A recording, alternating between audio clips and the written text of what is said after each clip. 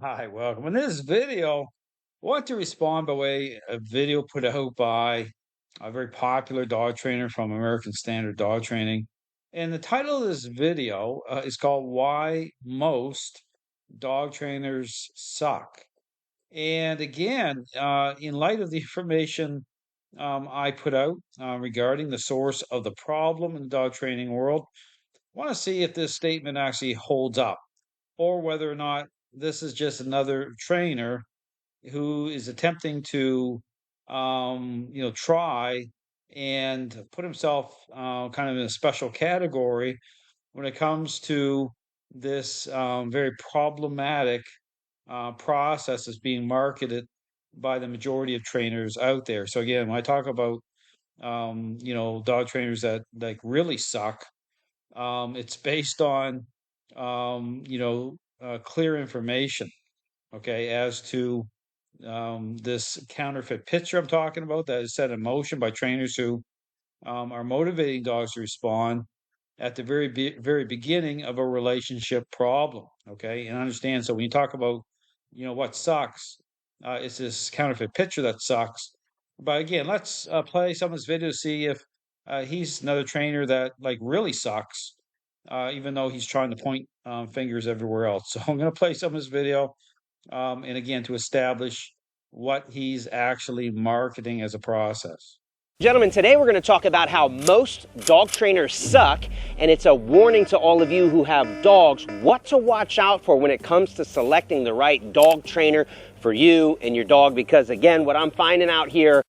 Again, a lot of social media influencers out there, right away, some of the red flags I'm looking for here. Okay, what's he holding here? Are there treats in the bags here?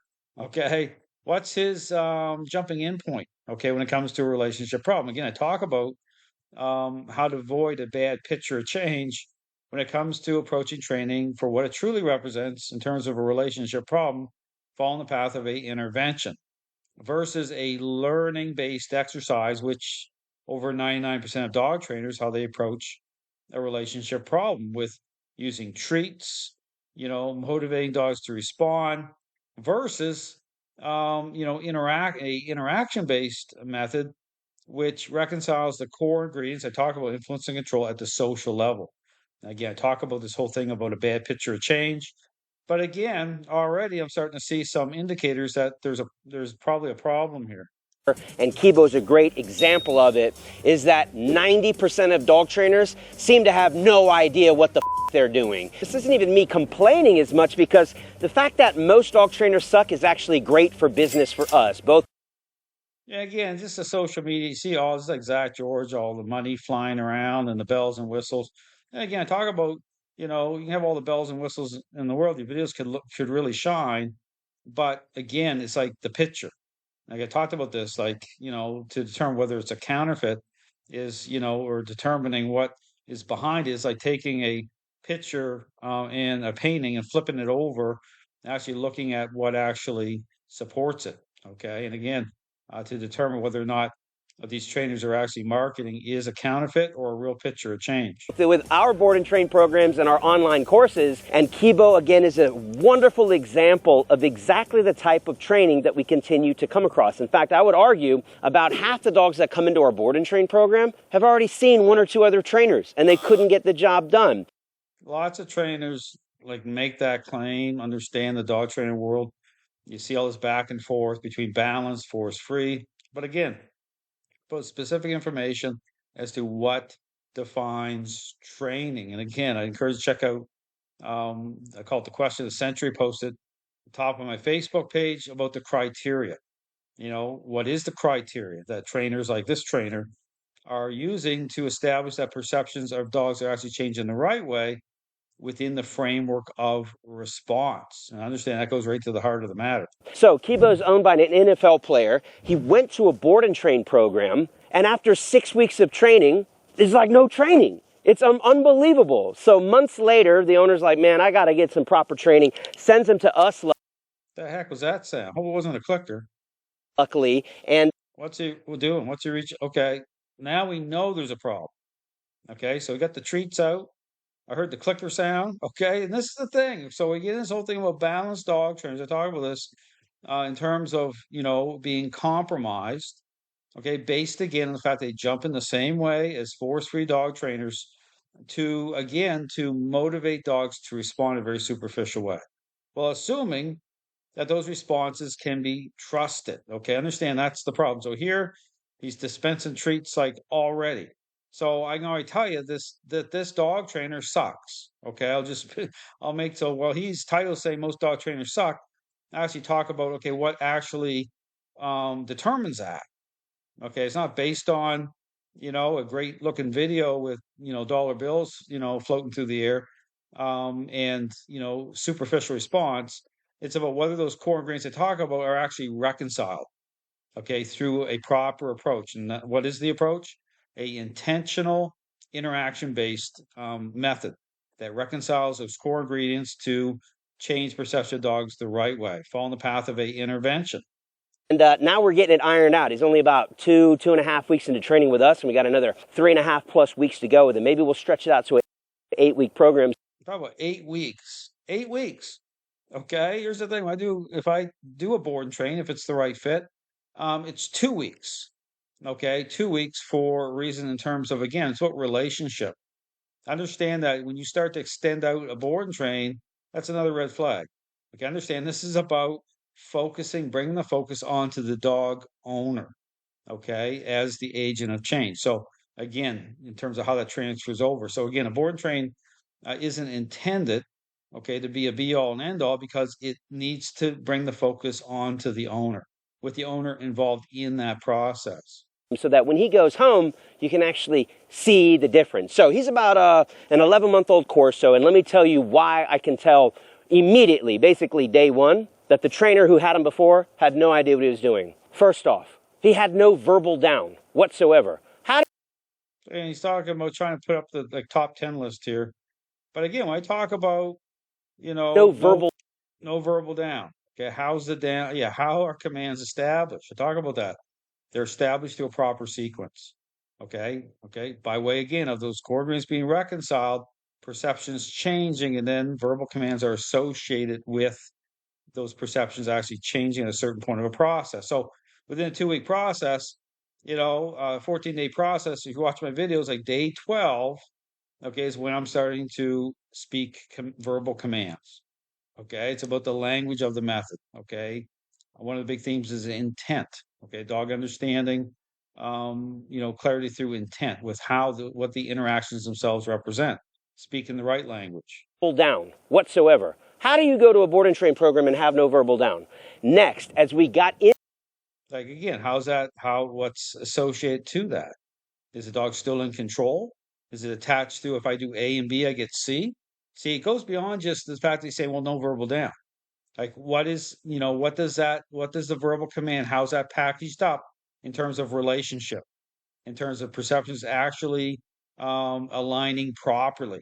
This trainer's not talking about that. So that's again, red flag. And then you see the treats in his hand, you already know there's a problem. Into e-collar training, which didn't happen until very recently, we found out that he had shit e-collar training. It's no surprise. Yeah, you talk about e-collars, this goes beyond just e-collars. Are they, okay, do they align properly through a proper foundation with the core ingredients reconciled through, again, a intentional interaction-based method? You always have to default back to that. So here you just bring up the issue about e-collars. How do we know that? What is the hallmark sign when you stim the dog for the first time on the lowest level they can feel? A little bit of what we call a learning level. Learning. Another red flag. Okay? Training's not a learning-based exercise. Not the way that these trainers are using treats to generate responses. Freaks out, panics. That is a sign that this dog has had high level, shitty, aversive, old school, hammer down e-collar training. Dog. Again, understand, we talk about this whole thing about, e-collar training not aligning is because the process doesn't align. Okay, understand this whole thing of how these trainers try to package up bad e-collar training. It's about understanding, okay, is the foundation right? So right here, not the right foundation anyway. Dog trainers, there's a better way. And I should have prefaced this with, this video is going to offend a ton of people. Well, talk about offending based on what?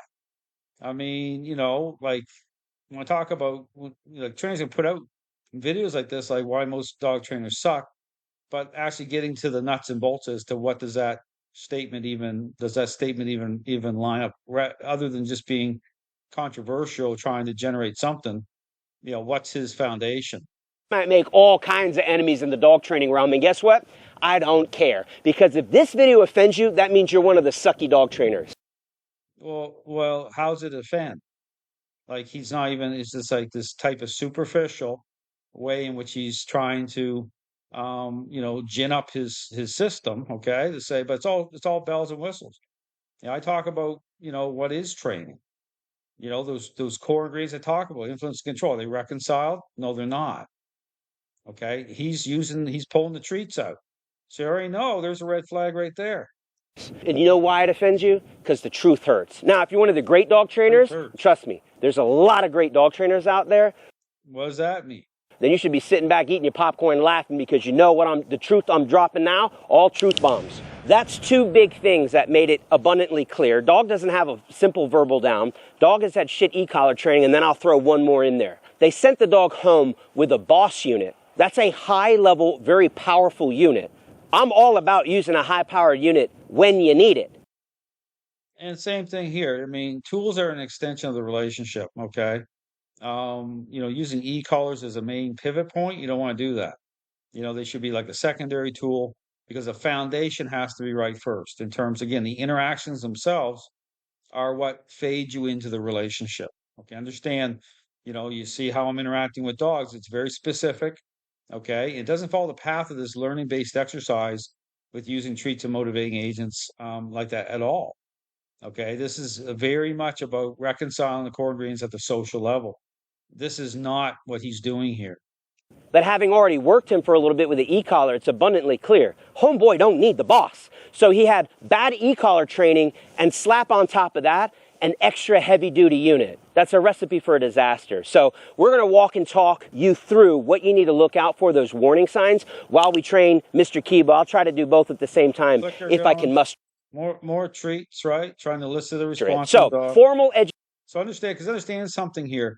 Focus is generated, okay, through a intentional interaction-based process that reconciles those core ingredients, just like parental influence. Okay, so it's about, again, that type of connection, that type of focus, okay, which motivates the dog to respond. Okay, here, so the relationship's the motivator. The process generates that. Here you see I'm using treats to basically talk about bribery.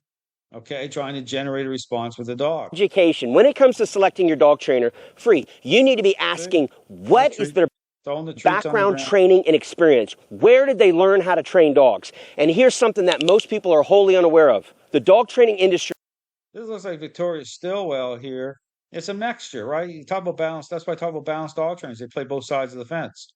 They try to be everything to everybody. So they're like, oh, clicker training. Oh, we do that.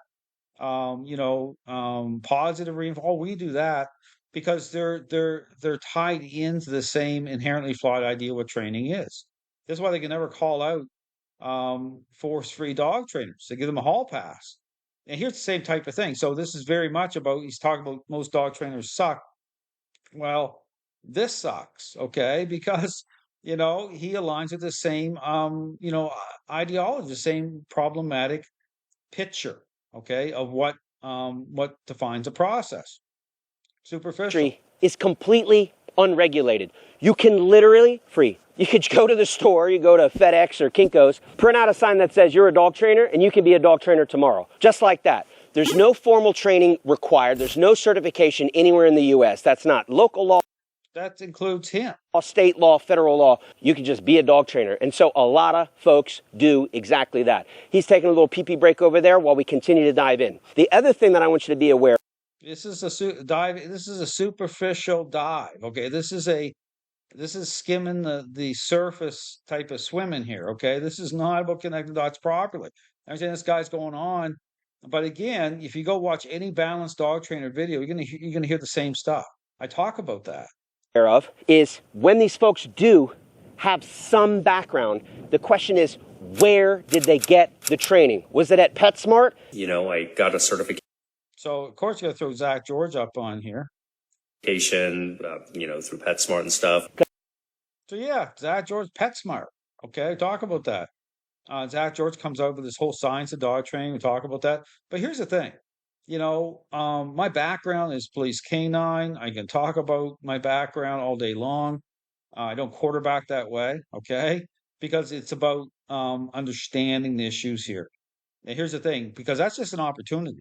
It can be a blown opportunity, such as here, okay, to actually dial into, what defines training. Okay, this is the thing where you have to put everything under the microscope. But here, this trainer, okay, he didn't do that, clearly. Because that's laughable, that's a joke. We've also had folks say that they're military canine handlers and trainers. That's amazing. Nobody supports the military and law enforcement more than I do. Kibo! Yes, good boy. The problem with that is we have found a lot of folks with so-called military training background actually never trained dogs in the military. First. So here he is, bribing the dog. So let's stop it here. Clearly, this is the thing. You don't have to go far in to assess whether a trainer sucks. This training sucks. If you want, again, I say that, in terms of, again, what is being marketed, not just through this trainer, but I talk about balance training, force-free training, play-based training, this type of training, okay, which does not reconcile the core ingredients, because that's what it comes down to. The question is, are the core ingredients, I talk about influence and control at the social level, are they reconciled through the method, through the approach? Here, they are not.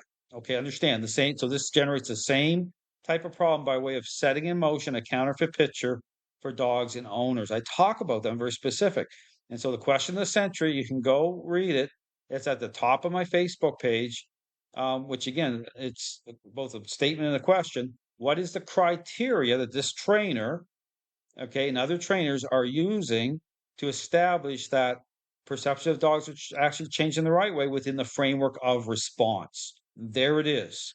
I guarantee you this trainer can't answer that question, just like all the other trainers. But again, that goes to the heart of the matter as to what defines what sucks in the dog training world. So this sucks, okay? So again, you see these trainers trying to elevate themselves, say they're special. Well, this is nothing special when it comes to the problems happening in the dog training world by way of setting in motion a counterfeit picture of change for dogs and owners.